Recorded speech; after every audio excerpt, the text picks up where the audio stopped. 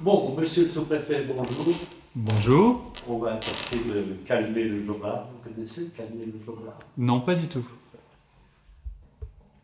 Un intellectuel comme vous, pourtant. On ne peut pas tout savoir. Sociologie interactionniste. Donc c'est pour rigoler, mais Erwin Goffman a fait un célèbre article là-dessus. Calmer le jobard. Vous savez, c'est les tricheurs dans les rues. Ils font des trucs pour attraper le chaland et ils ont toujours un complice dans le public qui permet d'attirer encore plus. C'est ce qu'on appelle calmer le jobard. D'accord. Se mettre de son côté, mais pour mieux l'entuber. Rien à voir avec vous, bien sûr. Mais on vous a peut-être embêté avec votre nom quand vous étiez petit, non? Ah ben, énormément, oui. Ah oui. Donc vous avez toute ma scolarité. Oui, parce que c'est en français, c'est vrai que c'est assez connu, quoi. Mmh. Donc, vous n'avez pas trop souffert, j'espère. Tout de même, à l'époque, il y avait même une série télévisée sur TF1 qui s'appelait La Famille Barjot. Ah oui. Ah, oui, bien sûr. Donc, quand j'étais au primaire, donc ça n'a pas été facile. Et donc, justement, il n'est plus temps de changer. Bon, en tout cas, on est là pour parler de votre fonction. Et donc, on a vu un peu de votre formation. Vous êtes un intellectuel, tout de même. Vous êtes docteur en droit public, je crois. Il y a beaucoup de gens dans votre genre, dans la position de sous-préfet ou dans la préfecture en général. Alors, en général, on est sous-préfet à la sortie de l'ENA ou maintenant à la sortie de l'Institut national du service public, mais c'est un corps qui est très ouvert et qui a un recrutement extérieur assez riche. Donc, eh bien, par exemple, l'ancien directeur de cabinet du préfet, Yohan Blondel, était également docteur. Et puis, on peut avoir des profils très différents. Le nouveau sous-préfet de Nontron est agrégé de philosophie. Donc, voilà, ça nous montre qu'il peut y avoir des profils et donc des talents divers au sein du corps préfectoral. D'accord. Parce que vous avez choisi cette voie. Oui. Alors, je suis à l'origine juge administratif et quand on est juge administratif, on a l'obligation statutaire de faire une mobilité dans l'administration active. C'est l'idée que pour pouvoir bien juger l'administration, il faut l'avoir connue un minimum.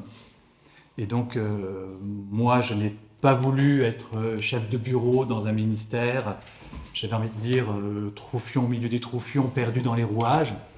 Je voulais faire des choses concrètes. Alors, je disais même que je voulais avoir les bottes dans la boue. Et donc, du coup, j'avais demandé à devenir sous-préfet dans un arrondissement rural. Et c'est comme ça que j'ai eu la joie de connaître l'Auvergne et le Puy-de-Dôme. C'est ça. Et le Gers, je crois. Et ensuite, j'ai été nommé à Condom dans le Gers. Oui. D'accord. Et vous ne regrettez pas ce choix un peu contraint, mais tout de même qui a dépendu de vous? Alors, pas du tout, puisque c'est moi quand même qui ai choisi d'aller dans le corps préfectoral, dans des fonctions opérationnelles, de terrain, de relations humaines. Donc voilà, non, je ne regrette absolument pas. La preuve, c'est que je suis revenu au tribunal, et ensuite je suis revenu dans le corps préfectoral pour prendre le poste de sous-préfet de Bergerac. Donc c'est que clairement, je ne regrettais absolument pas cette expérience. Alors c'est bien, c'est tout à votre honneur de faire du terrain, mais du point de vue des citoyens ordinaires, ce qui est un peu paradoxal avec ce choix, c'est un terrain qui dure très peu chaque fois. Enfin, vous restez très peu dans la fonction de sous-préfet, je crois. On reste 2 à 3 années, ce qui me semble être bien, en réalité. C'est vrai que pour les élus, c'est souvent très court, même pour les agents, et ils doivent se refaire à un nouveau sous-préfet. Mais ça a, à mon avis, 2 avantages. C'est que d'une part, ça évite de créer de trop grande complicité ou animosité avec les élus locaux. parce que ça peut marcher dans les deux sens. Hein. Ouais. Et ça permet aussi d'avoir sans cesse un regard renouvelé sur le territoire, Ouais. et donc d'avoir une personne qui à chaque fois initie une nouvelle dynamique. Quand vous parlez d'animosité risquée, enfin, qui pourrait être la cause d'une trop longue présence, qu'est-ce que vous voulez dire par là? C'est la corruption vous menace ou quoi? Non, non, non, mais alors, vous savez, on a par exemple à distribuer beaucoup de subventions. Ah, oui. Cette année, j'ai distribué 8 millions d'euros de subventions aux collectivités. D'accord. Et malgré soi, j'ai envie de dire parfois, parce que nous, quand on est juge, on a une formation à ce qu'on appelle les biais cognitifs. Et donc, on nous demande d'être extrêmement vigilants à nos a priori, d'en prendre conscience pour savoir les mettre à distance et juger en toute impartialité. Ok. On n'a pas ce genre de formation dans le corps préfectoral et c'est dommage. Et donc, du coup, il y a des élus qui peuvent susciter votre sympathie, d'autres qui peuvent au contraire susciter parfois un petit peu de l'agacement ou de la fatigue, de l'énervement.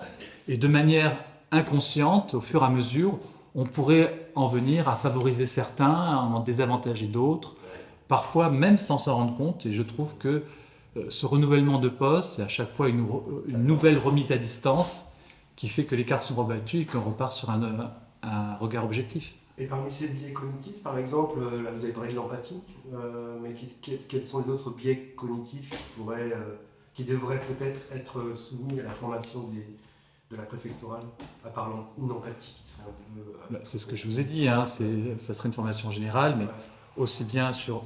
Je parlais de sympathie, Ouais. parce que je pense que l'empathie, c'est important de l'avoir pour comprendre la situation des élus et des différents territoires. Mais voilà, vous pouvez parfois être agacé ou être fatigué, et il faut à chaque fois savoir se remobiliser, tout mettre à distance, pour pouvoir faire des arbitrages qui en fait sont les plus justes et objectifs possibles, même si c'est toujours un idéal qu'on se fixe. Est-ce que du coup, alors vous connaissez les griefs qu'on porte contre l'administration, c'est la routine. Donc là, vous avez l'air de dire que ce court temps de sous-préfecture fait justement qu'on peut éviter la routine, porter un regard neuf, comme vous dites. Mais quand même, la routine, c'est important. L'administration, c'est aussi le poids de l'administration, je veux dire, y compris la pesanteur, la gravité. Alors, je crois qu'on a une image extrêmement caricaturale de l'administration, des ronds de cuir de Flaubert qui passent leur journée à mettre des tampons sur des papiers qui sont quelque part extrêmement cultivés et brillants, mais qui ne savent absolument pas utiliser leur raison et qui font des tâches répétitives, qui ont réussi un petit peu à scléroser leur esprit. Non, mais c'est aussi une sécurité. Hein. Mais ça n'est pas du tout ça l'administration.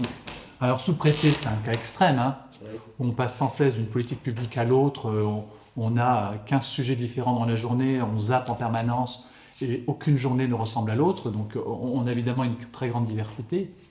Mais même pour les agents d'une sous-préfecture ou d'une préfecture qui ont sans cesse des dossiers différents à faire, des réunions, qui ont eux-mêmes à chaque fois plusieurs thématiques à gérer et qui sans cesse aussi ont des réorganisations.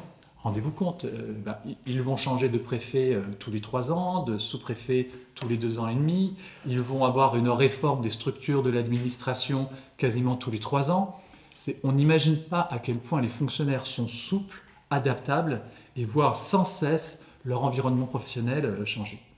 Oui, d'accord. Non, mais Donc je crois que le fonctionnaire n'est plus du tout routinier aujourd'hui. D'accord. Alors, est-ce qu'on peut creuser cette affaire? Vous dites on a les politiques publiques sur le dos, c'est-à-dire qu'on doit être les transmetteurs de... J'ai pas dit sur le dos. Hein. Pas sur le dos. Vous êtes en charge des politiques publiques sur le terrain, je veux dire. Oui. Donc, ça veut dire quoi, politique publique, par exemple? Vous pouvez donner quelques exemples Alors les politiques publiques, ce sont les actions que veulent mettre en œuvre les différents ministères dans le territoire, et notamment avec une déclinaison forcément dans le département et dans l'arrondissement. Vous allez en avoir plein, notamment en matière environnementale. Par exemple, comment essayer de décarboner l'industrie. Donc il y a des subventions qui ont été octroyées aux grosses entreprises pour essayer d'avoir moins de rejets, comment valoriser la sobriété en eau, faire en sorte que les économies soient accompagnées et subventionnées, mais vous allez en avoir dans l'éducation, dans les valeurs de la République, sur la préservation du patrimoine culturel, et puis sur l'économie, sur l'emploi, sur la sécurité évidemment, qui est un domaine fondamental pour le corps préfectoral, bref, dans tous les secteurs, et un secteur aussi bête par exemple que celui de la délivrance des titres sécurisés, passeport et carte d'identité, et bien pouvoir déployer sur le territoire de nouveaux dispositifs de recueil pour permettre qu'il y ait plus de guichets et moins d'attentes pour les usagers. Enfin, c'est tout un ensemble de politiques publiques qui se déploient en permanence. Alors, derrière ma question, il y a aussi encore un son très vilain, mais est-ce que vous pouvez désobéir? Si vous vous trouvez face à une politique publique que vous désapprouvez personnellement, complètement, en tant que citoyen, en tant que je ne sais quoi, en tant qu'homme, est-ce que vous pouvez désobéir? Alors, en tant que sous-préfet, on a un devoir de loyauté envers le gouvernement, et donc de mettre en œuvre l'ensemble des politiques publiques qui sont décidées. Après, reconnaissons, mais là c'est presque, j'ai envie de dire, c'est presque en off, que l'on peut mettre plus ou moins d'entrain et de zèle à appliquer une politique publique. Je me souviens du ministre de la Culture qui, pour l'été, voulait absolument que l'on fasse la promotion de lire en short. Pour attirer les jeunes. Pour attirer les jeunes à la lecture pendant les vacances d'été. Quelle bonne idée! Et j'allais dire, formidable, pourquoi pas danser en tongs et allons. C'était pas très convaincant. Donc on a mis l'affiche à la sous-préfecture, mais on n'a pas fait beaucoup de communication ou d'action sur le territoire pour pouvoir le promouvoir. Alors voilà ça. Et puis il faut aussi un minimum adapter les politiques publiques aux spécificités du territoire. Quelque chose qui est décidé nationalement doit se décliner sur le territoire en local, et il faut parfois adapter à la marge pour que ça puisse être réalisable, ou simplement pour que ça ait une utilité sur le territoire. La loyauté ne veut pas dire une obéissance de sabot, enfin, une obéissance de godillot, quoi. Comme dirait si bien mon préfet, il faut du discernement. Philippe, tu voulais... Oui, je voulais terminer, peut-être revenir sur votre parcours. Vous avez parlé de ce choix de la ruralité. Je ne vais pas revenir sur le pourquoi, mais plutôt sur ce que vous avez tiré de ces expériences dans des départements dits ruraux ou rural profond, enfin on dit plus rural profond aujourd'hui. Parfois on parle d'hyper-ruralité. Hyper-ruralité, mes géographes sont très forts pour ces concepts-là. Est-ce que, d'abord, qu'est-ce que vous avez tiré de ces différentes expériences? Est-ce qu'il y aurait une singularité de la Dordogne, enfin ou du Bergerac, parce que la Dordogne, vous n'avez pas sillonné toute la Dordogne, par rapport à vos précédentes, pas mandatures, mais précédentes fonctions et missions? Est-ce que vous pouvez répéter la question? Ma première question, c'est qu'est-ce que vous avez tiré en fait comme... qu'est-ce que vous avez appris? Parce que j'imagine que si vous avez voulu être les bottes dans la boue, c'est qu'il y avait des raisons. Et qu'est-ce que vous en avez tiré? Qu'est-ce que vous avez appris de cette ruralité? Et est-ce qu'à Bergerac, la ruralité bergeracoise est différente de la ruralité à Anvers? Alors, quand on est sous-préfet, on apprend en permanence. On rencontre des tas de personnes et on découvre des sujets neufs en permanence. Et donc, oui, quand je suis arrivé en Auvergne, j'y connaissais rien en élevage bovin. J'y connaissais rien en élevage ovin, je connaissais assez peu les problématiques céréalières. Enfin, il y avait des tas de choses que j'ai apprises sur place. Pareil sur des problèmes industriels, les politiques de l'emploi. Donc on apprend des tas de choses, alors aussi bien sur l'agriculture que sur le patrimoine, que sur l'histoire. Donc je trouve que c'est un métier qui est extrêmement enrichissant. Il faut être une éponge dans ce métier parce que sans cesse on est alimenté et c'est extraordinaire tout ce que l'on peut recevoir. Donc moi, je n'avais pas d'idée particulière sur la ruralité. J'ai grandi dans la banlieue toulousaine, donc, mais je me disais que c'était sur ces territoires-là qu'on avait peut-être le plus besoin de la présence de l'État. Et ce que j'ai pu constater, c'est à quel point on avait besoin de l'État et à quel point on était content de sa présence. Et c'est là où je me suis dit que les sous-préfectures et les préfectures font vraiment partie d'un maillage essentielle des services publics en France. Et après, la spécificité, c'est, j'ai envie de dire que Bergerac, c'est un peu une semi-ruralité, parce que nous avons quand même une ville-centre très forte, très importante, que nous ne sommes pas très isolés. L'autoroute n'est pas loin, nous avons le chemin de fer, nous avons des voies routières qui permettent assez facilement de rejoindre Bordeaux, et on a un tissu industriel sur toute la vallée de la Dordogne, de Saint-Antoine à la Linde, qui est extrêmement riche. Donc c'est pas du tout l'hyper-ruralité. Qu'on peut avoir dans une partie de la circonscription quand même, mais pas à Bergerac même, évidemment. Mais il y a une déconnexion, parce que vous parliez des services de l'État. C'est vrai que ça a été sans doute c'est une des préoccupations des habitants du rural, vous parliez de présence, mais malheureusement parfois de l'absence de ces services de l'État. Et pour en revenir aux politiques publiques, on va peut-être attaquer des politiques publiques qui ont été mises en œuvre dans le département en termes d'aménagement du territoire.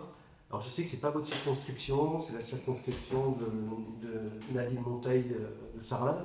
C'est le lancement de la nouvelle consultation qui s'est d'ailleurs arrêtée pour Benac, le nouveau contournement de Benac.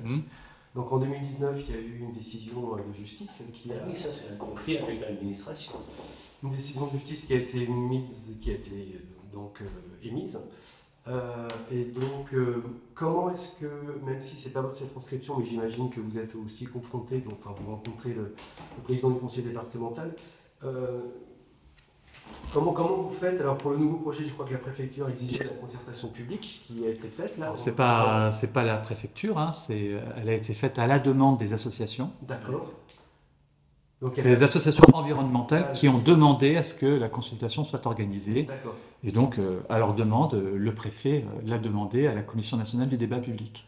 D'accord. Alors là, évidemment, je ne vais pas vous demander votre avis sur ce projet d'aménagement, mais d'un point de vue du droit, j'ai cru comprendre que dans le projet, il y avait la volonté de réutiliser les piles de l'ancien pont, enfin de l'ancienne déviation qui n'a pas abouti. Comment est-ce que les représentants de l'État que vous êtes, enfin, j'imagine que c'est M.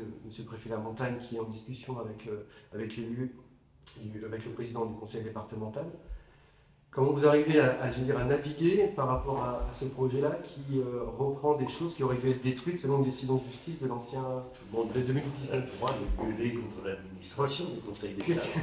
C'est une difficulté pour vous, peut-être?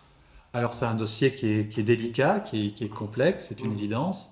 Il y a un nouveau projet qui est déposé, qui va être déposé, puisqu'il n'est pas encore déposé, qui va être déposé par le département à la suite du débat qui a été organisé.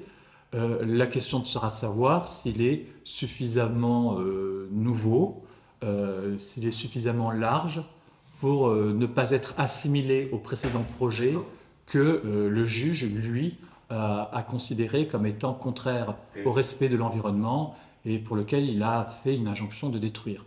De toute façon, on sait que dans un sens ou dans un autre, ça repassera devant la justice administrative. Hein. Mais ce qui est important, c'est que la préfecture, le préfet de la Dordogne, va s'efforcer d'instruire ce dossier dans le respect de la chose jugée, des jugements qui sont déjà intervenus. D'ailleurs, il y a un rapport de 78 pages qui est issu de la concertation qui s'est arrêtée au mois de novembre, qui reprend d'ailleurs, c'est très intéressant, on voit les propositions des différentes personnes qui ont répondu à cette proposition, mais ça reste des recommandations qui sont émises aux porteurs de projet. Alors, pour enchaîner sur l'aménagement du territoire, il faut parler des grandes lois, et si on revient sur la loi climat et résilience qui a été adoptée en 2019 ou 20, je ne sais plus. 19, oui. 19. Un des éléments majeurs de la loi résilience et climat, c'était le fameux zéro artificialisation nette.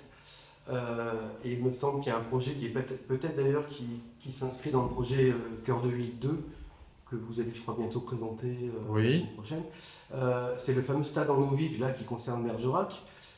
Donc là encore, comment est-ce qu'on arrive à concilier une politique publique, c'est-à-dire une loi, qui concerne l'ensemble du territoire, avec des projets qui, a priori, n'irait pas dans le sens de la zéro artificialisation nette. Enfin, ma question, c'est pas toujours pareil, évidemment, vous n'avez pas à dire si vous êtes pour ou contre, mais comment est-ce que est-ce qu'il y a des négociations qui s'effectuent ou des discussions en amont pour dire attention, il y a la loi, cette loi climat et résilience qui risque risquer d'être peut-être à l'encontre de la loi, de projet législatif. Alors d'une part, on est d'accord qu'il peut y avoir des injonctions contradictoires entre les différentes politiques publiques de l'État. D'accord. Hein, j'ai envie de dire, l'État, c'est un peu comme un vaste poulpe avec un cerveau par tentacule, et des fois, les cerveaux ne sont pas totalement coordonnés. D'accord. Et on peut bien imaginer qu'une commune qui est à la fois soumise à l'obligation SRU de construire du logement social et qui par ailleurs est soumise à la loi climat et résilience pour ne pas artificialiser, elle se retrouve dans des injonctions contradictoires et il faut pouvoir trouver des compromis ou carrément un arbitrage. Sur le parc d'eau vive, ce n'est pas tout à fait la même chose parce qu'il va y avoir en réalité très peu d'urbanisation. C'est un parcours aménagé sur la rivière Dordogne. Vous allez avoir également un petit peu un bâtiment entrepôt et réception, mais qui va être semi-enterré et qui va être particulièrement végétalisé. Donc la consommation d'espace ne va pas être si importante. Ce qu'il faut bien retenir, c'est que le zéro artificialisation nette, d'abord, c'est un objectif pour 2030 de réduire de 50% la consommation d'espace pour pouvoir préserver les surfaces agricoles, c'est notre souveraineté alimentaire, pour pouvoir préserver les espaces naturels, c'est le respect de la biodiversité. Donc tout ça, ce sont des objectifs globalement sur lesquels on est d'accord. Et je ne crois pas que le parc d'eau vive porte une atteinte excessive en termes d'urbanisation.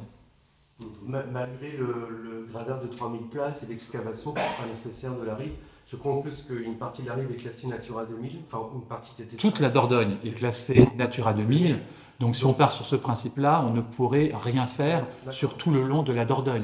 Or là, à un moment pareil, il faut savoir faire des arbitrages, des compromis entre la préservation environnementale et les aménagements nécessaires parfois en termes de ponts, de routes, etc. ou ici de développement touristique. Très bien.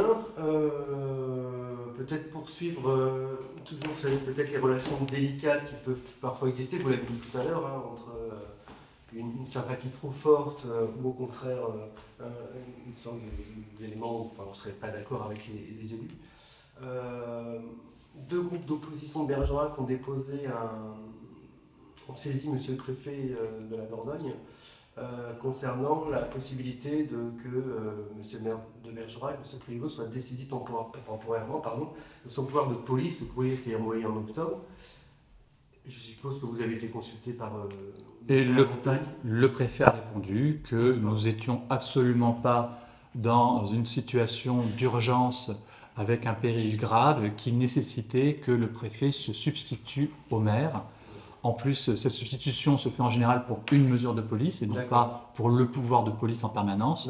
Donc nous avons répondu en droit que les conditions n'étaient absolument pas réunies. Et ça vous est arrivé dans votre carrière d'être amené à vous substituer? Je sais qu'il y a parfois des communes qui sont sous tutelle pour plein de raisons. Est-ce que vous avez été confronté à cette... Alors se substituer en pouvoir de police, oui, ça existe. Notamment pour les établissements recevant du public. Hein. Des fois, les maires ne font pas les contrôles, ne prennent pas les mesures de fermeture. Et là, quand on estime que c'est vraiment dangereux, c'est le préfet qui se substitue et qui ordonne la fermeture de l'établissement. Donc ça, c'est un exemple de substitution qui a pu intervenir.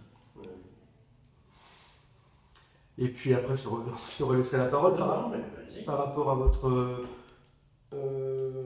la façon dont vous investissez votre fonction de sous-préfet.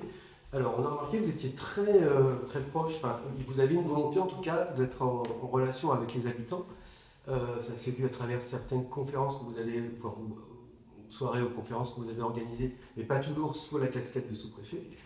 Vous tenez aussi à être en contact avec les habitants en leur posant directement des questions sur sur leurs préoccupations. Et puis vous avez reçu par exemple mercredi après-midi, je crois, des jeunes du conseil municipal Oui, pour la visite de la tout à fait. sous-préfecture. Donc ça, c'est des choses qui vous paraissent importantes, et pour quelles raisons? Parce que c'est pas toujours habituel de la part de nos sous-préfets de s'investir dans cette communication avec ce relationnel avec les habitants.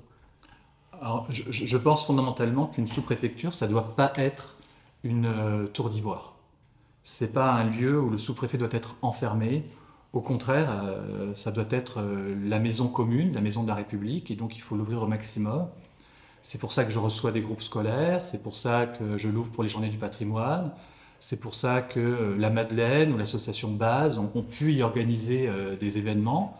L'année prochaine, par exemple, j'ai donné un accord de principe pour que la commune y mette un site pour son festival de théâtre. D'accord. Donc, et je trouve que c'est bien que les habitants puissent découvrir les lieux et s'approprier. Et de même, je pense sincèrement que pour comprendre un territoire, on ne peut pas y vivre à côté. Il faut y vivre en son sein. Donc participer à ces activités sportives, culturelles, de loisirs, musicales, ce que l'on veut. Et donc s'insérer, être au contact.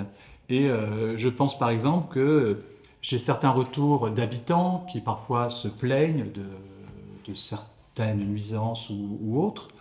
J'aurais pas ce retour-là si j'avais pas ce contact direct. D'accord. C'est aussi une manière d'avoir des remontées d'informations et oui, et de sentir le pouls du territoire autrement que si on était simplement dans son bureau ou en visite officielle. Ok, c'est sympa. Vous avez raison, ceci dit, il y a du boulot parce que quand même, pas tour d'ivoire peut-être, mais ça ressemble quand même à une forteresse, une sous-préfecture.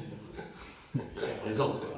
Ça peut changer. Mais... Ah bah, c'est normal qu'au quotidien elle soit sécurisée et fermée, et c'est normal aussi que régulièrement elle soit ouverte. Et donc, vous voulez parler de musique là? Nous avons appris que vous étiez un éminent baryton basse. Mais bien sûr. Net, hein, et vous pouvez continuer. Ça n'a peut-être rien à voir avec. Mais vous continuez à chanter? Oui, oui, oui. Puis j'ai eu le bonheur de pouvoir chanter sur le Bergeracois. J'ai trouvé une chorale sur Villamblard et nous avons pu faire différents concerts, aussi bien à Notre-Dame de Bergerac, au Papillon Blanc, dans l'abbatiale de Pona, enfin, dans différents endroits, à Sainte-Foy-la-Grande. Enfin voilà, c'est une passion, c'est un plaisir. Nous avons pu chanter du Purcell, du Mozart. Enfin voilà, c'est un grand plaisir et je pense que c'est une grande bulle d'air. On a besoin de s'oxygéner l'esprit. Vous avez un répertoire préféré, un compositeur préféré, enfin que vous avez plus plaisir que d'autres à chanter? Plus plaisir que d'autres. Ah, c'est très très très difficile. C'est très difficile, mais c'est vrai que j'aime beaucoup chanter Marc-Antoine Charpentier et Handel, qui ont des lignes musicales, je trouve, très souples, et donc qui se glissent facilement, enfin dans lesquelles la voix se glisse facilement, je trouve. J'ai vu aussi que vous aviez travaillé avec Subiette. Oui, Joël Subiette, oui. Sur Archipel, à Toulouse. C'était avant Les Éléments, parce que maintenant ça s'appelle Les Éléments, je crois. Non, c'est pas ça en fait. C'est Archipel, c'est l'atelier amateur des éléments. D'accord. Donc on a, on va dire, 2 saisons séparées, les éléments d'un côté qui est formé uniquement de chanteurs professionnels et à côté les amateurs. Et de temps en temps, pour de grandes opérations, on peut se retrouver. Et ensemble, on a pu faire le Stabat Mater de Poulenc, que j'adore, hein, Poulenc, ou Daphnis et Chloé de Ravel, enfin, différentes choses comme ça. Très bien. Donc vous pouvez continuer à suivre votre passion, ou à vous laisser suivre par elle, en étant sous-préfet. C'est génial. C'est bien, non? Oui. Et tout à l'heure, vous avez dit dans l'introduction que les différentes, vos choix des sous-préfectures, c'était un peu en attente. Vous allez retourner, vous avez l'ambition de retourner vers la justice, c'est ça? Ou c'est quelque chose qui... On est dans l'avenir, le poste à Bergerac. Pour le moment, je suis en poste à Bergerac. D'accord. Et on verra bien de ce que sera fait l'avenir. D'accord. Est-ce que j'aurai un autre poste préfectoral? Ça dépend du ministère et du président de la République. Ou est-ce que je retournerai dans mon tribunal administratif à Toulouse, qui est aussi une profession absolument passionnante. Vous avez quand même votre mot à dire sur ce choix ou pas du tout? Si on vous dit tu vas là, et dites non, je préférerais aller là-bas. Moi, j'ai tout de même des vœux pour pouvoir rester en Occitanie ou en Nouvelle-Aquitaine. Voilà, on vous demande vos vœux quand même. Ma seule volonté est quand même de rester un petit peu sur mon terroir d'enfance. Et Bergerac, c'est jusqu'à quand? Enfin, à quel moment? C'est 2 ans et demi, c'est ça que vous avez dit tout à l'heure? Non, en fait, ça varie, c'est pas... C'est 2-3 ans. 2-3 ans, il n'y a pas de... Là, pour le moment, ça fait 2 ans et demi que je suis à Bergerac. D'accord, on n'est pas très loin. Donc, on verra dans les mois à venir si quelque chose se décante. Ok. Une dernière question, peut-être un peu bête et naïve, mais qu'est-ce qui vous aurait fait quitter la préfectorale? Ça rejoint un peu la question que Gilles a posée. Non, que Gilles vous a posée tout à l'heure. Un événement, une loi, un changement de président. Alors là, ça va être peut-être très personnel, mais qu'est-ce qui vous dirait, ben là, non, je ne peux pas faire ce lien entre l'État et les territoires? Il faut que je réponde d'ailleurs. Je vois pas trop, mais ce qui est sûr, c'est que si demain on me donne des consignes que j'estime, par exemple, compromettent gravement l'intérêt général et être contraire à la Convention européenne des droits de l'homme, en conscience, je désobéirai. L'ombre de Vichy pèse sur ces braves gens quand même. Alors, n'oublions pas que à la période de Vichy, les 2 tiers des préfets ont démissionné. C'est vrai, c'est vrai. Que, on va dire, une moitié de ceux qui étaient en poste ont fait de la désobéissance, ou on va dire de la paralysie administrative, et que les 2 tiers des préfets ont donc été nommés ad hoc par le régime de Vichy. Ils se sont mieux tenus que les députés, effectivement. Les députés n'ont plus agi. Ils ont fait un vote et après ils ne sont plus réunis. Il y en a quand même 80 qui ont refusé de voter les pleins pouvoirs. Dont les Houtlum. Bon, écoutez, merci beaucoup. Est-ce que vous avez peut-être des choses à ajouter sur ce qui serait votre mission? Alors si peut-être, enfin excusez-moi, je n'arrive pas à conclure, mais sur le cœur de ville, ça a quand même été, on n'a pas fait le bilan de cœur de ville de façon générale, même de façon locale. Le cœur de ville 2, c'est à peu près le même budget que le cœur de ville 1 ou pas? Ou c'est alors en fait, un peu moins... Alors il n'y a pas d'enveloppe, ça va être en fonction des projets qui ont été listés, ce que l'on va réussir à mobiliser, alors en subvention directe de l'État, de la part de la préfecture ou de la région, mais aussi des différentes agences, ADEME, Bassin de l'eau, et puis de la Banque des territoires, de l'ADEME. Donc voilà, c'est de l'ANA pour la rénovation urbaine. Donc voilà, on ne peut pas dire a priori quel va être le budget mobilisé. Très bien. Mais on sait que ça a un effet levier pour pouvoir amener les financeurs, ça oui. Ouais. Est-ce qu'il y a une question que vous aimeriez qu'on vous pose et qu'on n'a pas pensé à vous poser? Non, mais si vous envoyez d'autres, allez-y. Hein. Je crois que là on arrive au bout. C'est bon. Voilà. Parce qu'on a fait une demi-heure. Merci beaucoup. Merci à vous.